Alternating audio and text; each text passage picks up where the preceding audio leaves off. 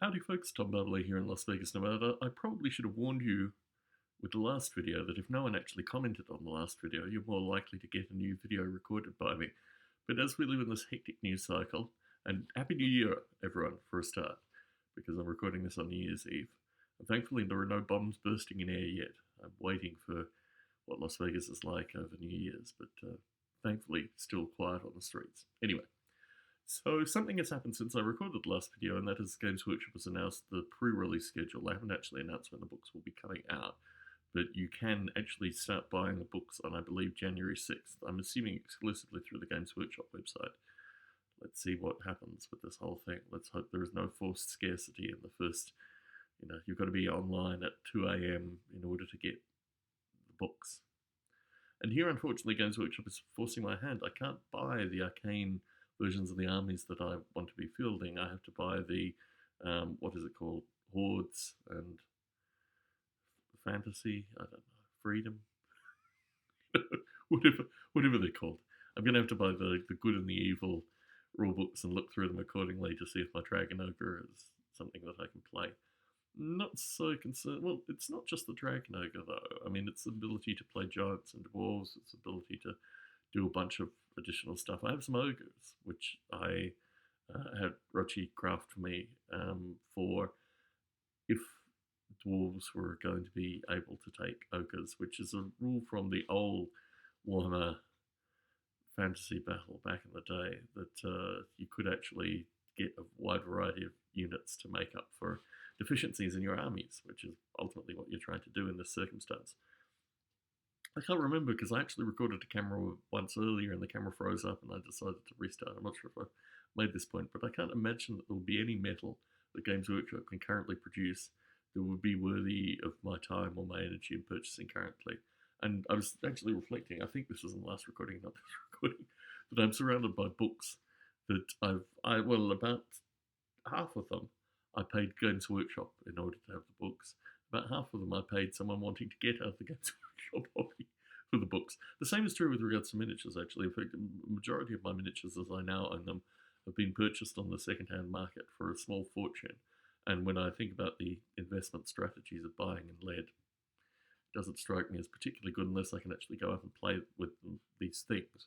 And if I can't go out and play with these things, then the whole nature of it has just become what it was up until Warhammer the Old World was even conceived of, and it was just something that would never be useful for anyone ever again. Well, the fact that it now might be useful to some people might actually be useful for me in the foreseeable future to make new friends and do a wide variety of things, which ultimately the Warhammer fantasy hobby has not been very good for, certainly through, well, it's interesting actually because the pandemic has produced this phenomena, I think.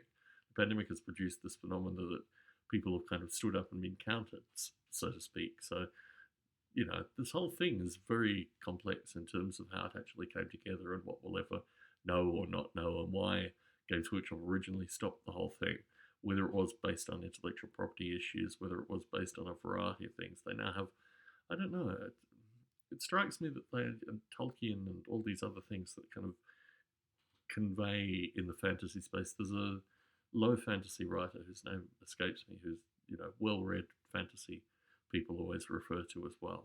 Fill in the blank here, apologies. My ability even to remember my daughter's names is never a given. So, what was I saying? So I have the option now. Well, I don't really have any option. I'm being forced to once again pay money to Games Workshop for something that may or may not actually solve a problem, which I may or may not actually have. And I think this is one of these funny points that I just wanted to record on video, just put it out there, that I'm somewhat quizzically looking at this thing and realizing I'm probably going to have to spend $400 in order to say right on. Or I was thinking about this, whether it was possible to actually buy just one of the grouped army books for the armies of evil or the armies of good, or whether that would give me an initial introduction to wanting to buy the second army book and the full rules, or whether I'm just being stupid here and should buy them all together, or whether there's a strategy, because really there's no strategy that Games Workshop has created. Maybe downloading PDFs. Who knows? I think that whole thing, I haven't heard about downloading PDFs in the current cycle of excitement.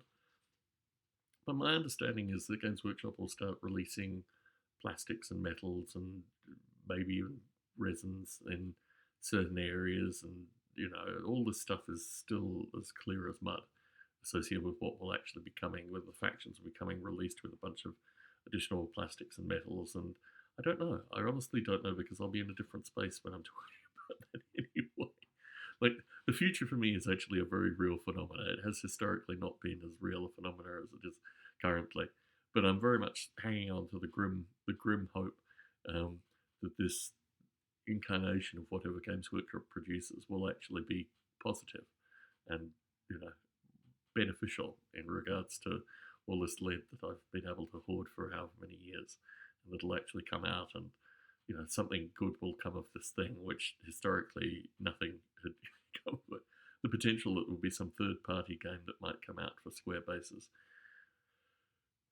allowed me to draw breath with regards to that. So, all to be continued, all to be defined. When I hold the books, I'll probably show them very proudly. I did find, actually, I should have this, on Amazon, a textured leather-bound book with a lock on it, and bespoke pages and all this other kind of stuff, which I'm going to use as my army's book, actually, probably just to get a sense of whether it's a good book to use initially, but also because I think writing, the documentation of this hobby is something which has been missing for it from almost the get-go for me.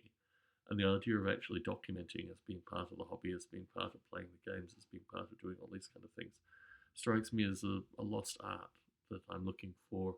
I mean, I'm already a heavy user of these kind of books, which are very, very, easy to write in.